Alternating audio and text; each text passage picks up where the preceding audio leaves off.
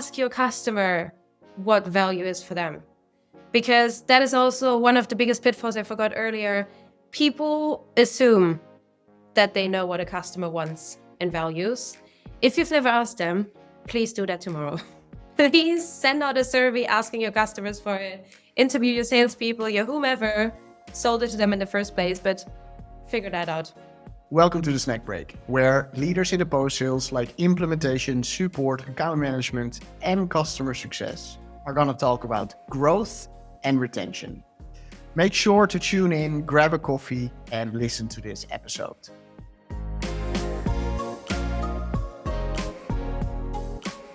Today we're talking about health scoring, what elements to be mindful of, and the goal is to help people create better health scoring tomorrow. And why you, Sally Stoewe, are the ideal guest to talk about this topic. Thanks for having me, Mick. It's one of my favorite topics. I'm a trained project manager, so anything that helps steering portfolios, projects, anything data-driven is close to my heart. But also, I think I'm the exact right one because over the last years, you and I have been very vocal in the community about what are the tools that CSMs need, and this one came up over and over again. And as a consultant, I'm happy to have built these things for a lot of people, have seen a lot of versions work. So I'm trying to boil it down to the best practices and the pitfalls that we made ourselves and just share the very best nuggets of what is left from that. So how many health scores have you created in the last year? In the last year, I would say about 5 really in-depth health scores. It varies a bit. There are teams that have super mini sheets where we score customers by 3 factors and that's that. But proper health scores was about 5. Nice. Yeah, personally, I have helped create a few over the last year, but let's deep dive in the how, the why, the what not to put in, and also your biggest failure. But why do you believe that health scores are a key element to be good at post-sales and customer success? I think it's a universal problem that we have in the post-sales world, that we're trying to rely too much on our gut feeling and too much on our general overview of a portfolio over hard data. And actually, funnily enough, it took me quite a while and great colleagues in ops to learn that data should be speaking so much louder than what we feel about a certain situation. So yeah, I do think it's underrepresented. It's a skill that not enough CSMs tap into.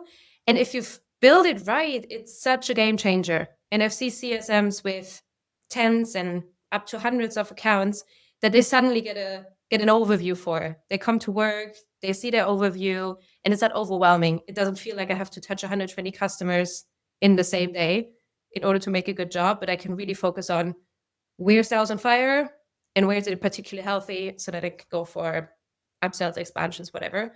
It just eases their minds. And no CSM, I think, would reject something that makes their day-to-day easier. Yeah, I think like if you have a portfolio of up to 20 customers, you can still do everything in your head. If you grow your portfolio or if your team gets bigger than 4 people, then there is really the necessity of data and health scoring, especially if you want to move from reactive to proactive. So let's start this episode by focusing a little bit on the startups and the scale-ups. And then at the end, we can talk a little bit more on the engineering of enterprises. Because one of the tricks is the health scoring never ends. So if you want to move from reactive to proactive, what has been the basic health score that you implemented to help companies go? I would start with a very basic question. When a CSM looks at their portfolio, what are the factors that you decide on? Do I touch this account versus they are good where they are today? And this usually is around feature adoption. This usually is around they're getting the value that they are paying for. Can be all different type of metrics how to measure that. But something around how well are they using the product? How much value are they getting? And how happy are they? Some sort of indication on their satisfaction. And with those 2 things, you can almost get started. That's the very basics. Can I challenge you to break it down to those 3? So you say product metrics, basically relationship or CRM metrics, and then also value metrics. And then in the end, what you actually added was also sentiment. So then we already have the basic health score actually needs to consist out of 4. Can we do it less? In my opinion, I believe we need these 4. We need product information, relationship information, value achievement, and also the sentiment. Yeah, like those 4. Well, if we have relationship metrics and something that tells us an NPS, a CSAT of some sort, I think that would include that for me if we want to make it to 3. But I'm also happy to separate them out. Okay, so let's say we have those 3 metrics or we have those 4 metrics. You normally validate first what is the gut feeling of the customer success manager. So, what do you normally do to triage? What do you normally do to actually prioritize? And you turn that into those 3 metrics. But then what? What's the next step?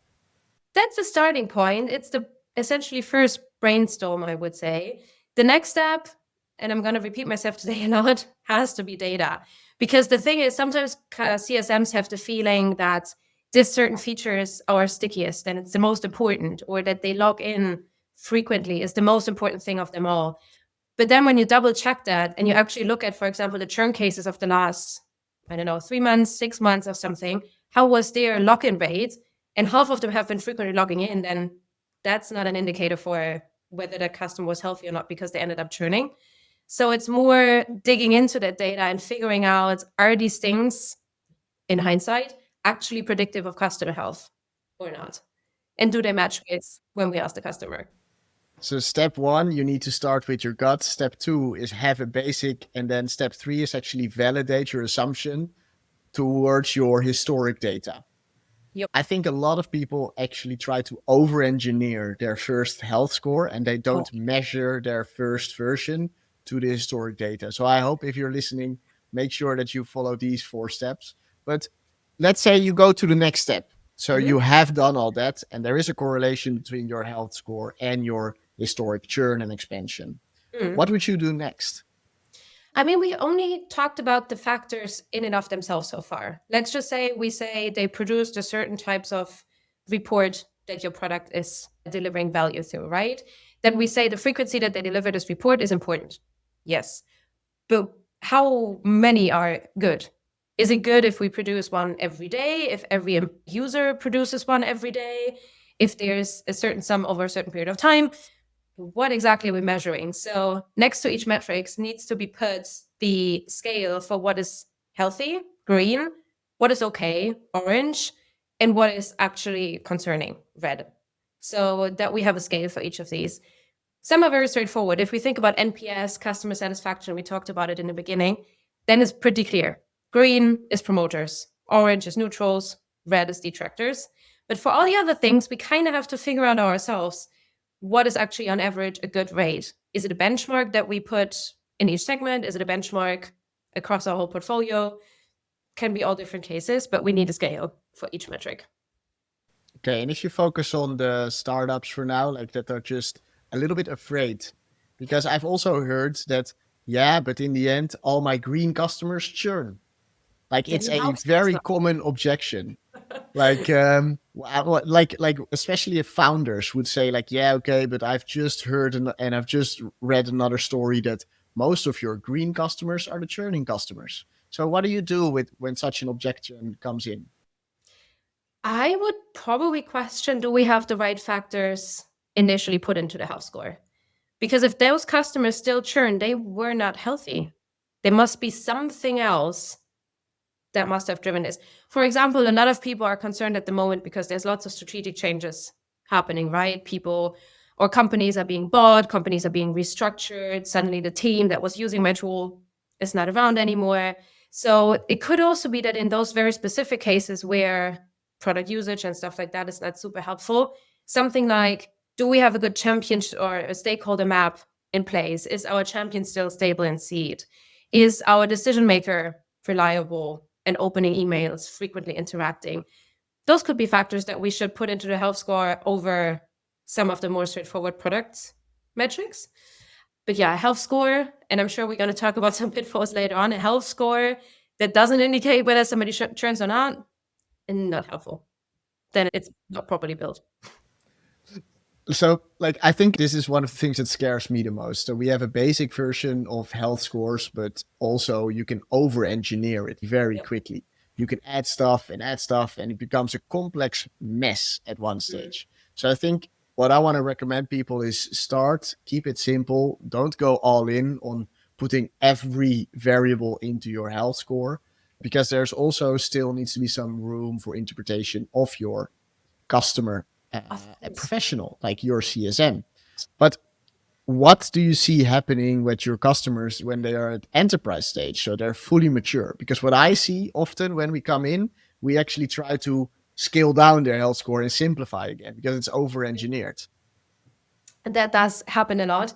And the irony is that when you have a health score that is so intricate that a red alarm, for example, is not giving you an immediate trigger or immediate action, it is still a matter of going into it, right? And if you have, let's say, a portfolio of 50 customers, 25 of them are on red, and you have to go in and move your way through 25 factors to figure out which one triggered it to be that red, weird square zero. We can go back again. I think the big advantage that enterprises have is usually you have super strong data colleagues that can help you with all the analysis side. For example, we had a case where, just as you said, kind of over engineered, not helpful health score. And actually, the factor there was that the scales that I was to referring earlier were not up to date. The scales were just somebody put them in place when they invented the whole system, super intricate. Nobody knew why they were there. So we had data come in and help us with benchmarking each factor and seeing is there a correlation with churn risk or not? Again, historical data. But then also, are the scales actually representing healthy, medium, or bad? And they corrected a few of these things and it suddenly got way more impactful again. And then also, what I will add again, project manager. So I really love anything mapped and written down. If you have an intricate health score, you need intricate playbooks to tell you what to do when a health score changes. And this is where a lot of enterprises I feel fall flat. They have 10, 15 CSMs or even more, but everybody reacts to a health score differently. So you not just think about the trigger, but also the what does it trigger in the next step. Yeah, I think like having shared definitions of what is it that you're actually seeing is a key step. As soon as you have more than three people, everyone will have a different idea of the same sentence or of Yeah. the same metrics or of the same report. But like health score is a means to an end. Like Yeah. it's not an end in its own. So it should be a living thing. If you don't optimize your health score quarter over quarter or half year over year, then I would say don't build it to start with. In the first Like place. you need, yeah, you need to invest in it. But it's also, we say it's a means to an end. So what's the next step? I believe it's like actionable insights. So your health score should help you prioritize your day better, invest your time where it matters, actually drive impact, help categorizing your portfolio in who can I put on maintenance, who can I actually need to give extra attention to expand, who do I need to give extra attention to prevent the churn from happening, but I can't be everywhere at the same time. So No. what do you do to build quick, actionable playbooks based on your customer health score? Oh, I'd probably look, and I mean, this is a buzzword everywhere again in all the community discussions we're having, but I would look for ways to automate these reactions. If I, for example, see that a health score is turning red because of a product adoption or a usage topic, then there's so many ways to engage a customer digitally first by giving them recommendations on academy modules that they might take, by recommending them the right resources in our knowledge bank, by sending videos, by whatever to help them get into this feature adoption without me having to have an SBR and unpack and go into the whole discovery. So I think there's a lot you can automate on that front first. Same goes for satisfaction metrics. If you get a promoting score, passive score, detracting score, follow up digitally. What has led you to this way of ranking us? Would you like to talk about this? Is there another forum that you would like to give us feedback in? So I think that you can do a lot with these initial automated triggers so that you cover some of the workload. And then for a CSM, it's more about figuring out which type of alarms need my personal attention. And then we can go in. But asking yourself, like, how can I automate? biggest question afterwards. So to make it very tangible, either you have a health score that is red, orange, green, and then based on the bracket, you would have certain playbooks in place, and preferably most of them you have a trigger with automated playbooks. Let's say you have a 1 to 10 score where 10 is really good, 1 is not that great. Then for every score, you also have automated playbooks. And in the ideal scenario, you have a health score that's even relative to your other customers. So then it always auto scores. But then it's also around automation and playbooks. But who is going to do this? Good question, especially as you're already in like Champions League of health scoring. That is not the basic versions that I see being built. But if I go towards real operation excellence and this Champions League, latest at that stage, I need people in what we will call customer success operations to help us with that. This might be a resource that comes from a CS team. I've seen great CSMs that are really tech savvy, really have this maximizes strength of finding a good shortcut to something, step up into those roles. But I've also seen great RevOps managers, sales ops managers jump to the post sales side essentially and fill this role. And what this role is there for is to build the backbone of a customer success team. Design the health score, review the health score, metric on it, build reports that CSMs can use, and then also design playbooks. And ideally, if they're really good, also enabling the CSMs, but that is almost a skill in and of itself again. So I might put that in brackets. So I love having a RevOps or having a CS ops in there. But what if you are a leader and you're listening to this and you don't have those resources? Like, should you hold it off or what would you recommend? Fair. It depends a bit on the workload overall. But I do think that because the health score can be such a lever for the whole team, it is always worth putting somebody in charge of building it together with yourself. I find it really important that a leader takes someone from the team on board to build it with them. Every time that I've seen that a leader has built something like that in their silent corner without involving their teams, they're never going to adapt it. People look at it and they're like, what? Why? What is it supposed to be doing? So that's really hard. So I would always sorry, I need to interrupt you there. So all leaders that are listening to this, if you build something in a silo, in a little cubicle or on another floor, and you just try to push it down to your team without involving them in the creation, feedback, processing, or end result, it will fail. 100%. Like words by Sally on the 2025. Don't create something in solitude. Oh, 100%. Thanks for reiterating. I've spoken to CSMs, and when you ask them, like, why is it that way? Why do you have these alarms in your HubSpot, Salesforce, whatever? They say something like, it comes from above. Like, they have decided it. Like, what the hell is above? Like, where is that? Who told you that? Today. It happens everywhere. So yeah, involve your team.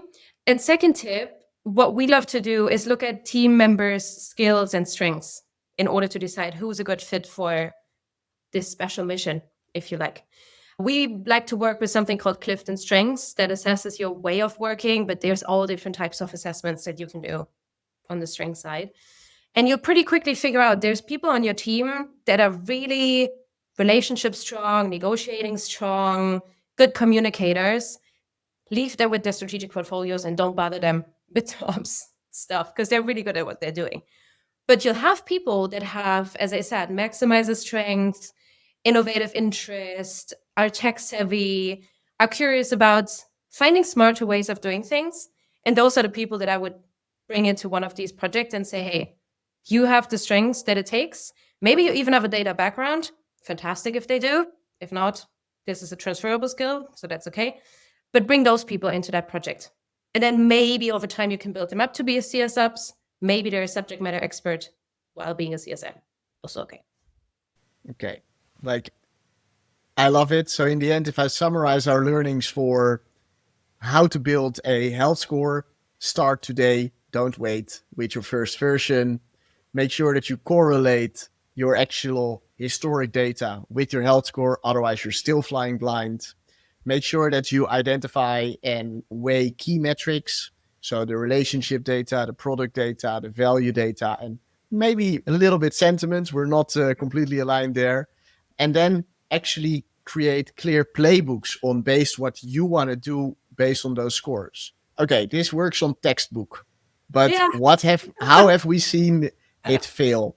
Like, I think personally, my story is that whenever I've created a health score, I was just always over engineering it in the beginning. So I was like, no, I need a little bit more. I need a little bit more. Wait, I need a little bit more. I need a little bit more. And then 6 months later, still didn't launch it because I wanted it to be perfect.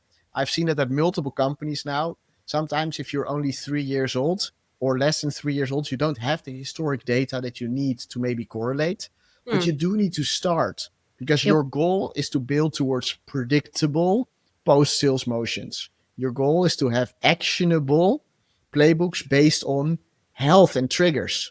So, like, my personal story is that I've always over-engineered, wait way too long to actually launch it, and therefore didn't get to the next steps for my teams. I was just Yeah. relying on people over process. Yep. Very fair. Seen both happen, felt that. We also what happened to us in the past was that we built it, I think pretty smartly, but then a little like you referred to earlier, we put it on the shelf and we left it there. We were like, it's gonna be this thing forever going forward. And then company shifts, your ICP changes, there's new products popping up left and right. You maybe even do an acquisition that happened to us while I was at Twilio as a CS project manager. You acquire a new company, you adapt your health score or want to adapt them to this audience, but it doesn't match. So back to your point, it cannot be a picture perfect thing that we leave on the shelf and never touch again. So keep reiterating on it, keep checking on it. And that actually brings me to my second point that is also, I think, a big pitfall, which is that you do not check how accurate your predictions were. So that you just have the health score on the one hand side and then your churn analysis on the other side, and you do not correlate the two of them. If you do report on your churn numbers and you do a recap within your CS team or your business reviews or whatever, check for how many of these cases have been predicted by our health score. And if it's not the case that usually our health score predicts churn, then we have to do something differently. Or the other way around, we have constant alarms everywhere. CSMs are feeling overwhelmed, and none of these customers actually churn. Could also be that was every risk alarm really that risky? I don't know. Now you're already taking it the next step. So one of the challenges if you're implementing this is that it's very easy to track the last status. So it has been green or orange or yellow, or it had a certain score before they churn. But often we do not track the history. So we don't know when were they green, when were they yellow, when were they red. And for this, you really need to have a good ops in place because you can build it in your CSPs, in your CRMs. I would recommend not to build this in Excel. Like, I've seen this work well with Revels, with HubSpot, with Planet, Gainsight, Vitally. Like, all the tools have solutions for this. But if you don't track health over time, you're still flying blind. So make sure that's on your roadmap. If you already have a health score in place, make sure that you can also track historic health. Of course. And then also check back on like when the health score changed, what happened in that moment? Was it one of the factors that we predicted that would influence it? And was it actually a impactful event? Or also on the flip side, what did our CSMs do right so that it turned green again? Was it a strategic touch? Does it help to reach out human to human? Was it a webinar? Was it another course that they took that brought them back on a green track? We need to know that. I'm with you. When do you predict that health scoring is going to have better indication of a customer than your human counterpart? Because personally, I still believe at the moment health scoring is a very nice data point that I can use and interpret and use. But when do you think that health scoring is going to be a better indicator for success and renewal and expansion than our own interpretations? Are we there yet? I don't think so. I'm with you. I do think it's a great warning system, but it can't replace the CSM today because it can't see through context. It can't see through too many layers of complexity, especially if you're looking at enterprise customers. I think we're going to get there the day that companies figure out their data structure in the first place. Because I think a health score is only as good as the data that you put in. And as long as we can't put on paper, put into data what a CSM uses for their gut feeling assessment, the health score is never going to be able to replace that. So I think data structure is the biggest gap today that I would say hold us back from that vision. So we already have data, context, insights, and action. So we're like very good on building the playbooks, but we're very bad at having actual reliable data lakes, structured data, and the nice ecosystem, because sometimes you have one data lake, but you don't have customer data. So in the end, I believe I'm with you. The biggest gap that we currently have is shit in is shit out, because the data is just not structured, or it's outdated, or it's just partial, siloed, or segmented. Not reliable, not understandable, not relevant. The list goes on and on. And then if you put it in systems that are not properly implemented, because we were more about or bigger on a fast implementation than a thorough implementation, then again, you can put as good of a data set in as you like. It's never going to produce what you would like it to produce. So bottom line, it will take a few years. What's the one metric that you would recommend people to put in their health score? Oh, yeah, one is mean. I would probably say the one that represents the value that you deliver best. If you are all about making a process efficient, then the efficiency metric of time saving, money saving, whatever it is, should be the one. If you are about compliance, then the metric on whether you've been compliant with everything you produced is the most important. Depends, but something that represents. Start with the value metric, because that has the best correlation for renewal expansion. Sometimes your value metric can also be a specific feature being used. So don't over-engineer. Like if you know that a specific feature in your product actually delivers the value, you can also make sure that you track the usage of that specific feature. If you do not have specific feature tracking for users, so not on a company level, but on a user level, maybe that's also where you need to start with your data. I have one last one, and then I'll let you wrap it up. But it's a bonus tip. Ask your customer what value is for them. Because that is also one of the biggest pitfalls I forgot earlier. People assume that they know what a customer wants and values. If you've never asked them, please do that tomorrow. Please send out a survey asking your customers for it. Interview your salespeople, your whomever sold it to them in the first place, but figure that out. Bonus You tip. remind me of something. To assume is to make an ass out of you and me. Think about that one. And thank you very much for sharing your tips on how to start with health scoring, what elements to put in your basic version, how to get it to the next level, but also what is the next step if you have a health scoring, what is the future of a ops person, how can you enable them best. And I hope that after this session, you feel empowered to either create, evaluate, or optimize your health score tomorrow. Yay. I hope that for every single CSM that listens to us. And thanks for having me, Mick. That's it for today's snack break. If you like what you've heard, make sure to follow and subscribe and share this with your colleagues.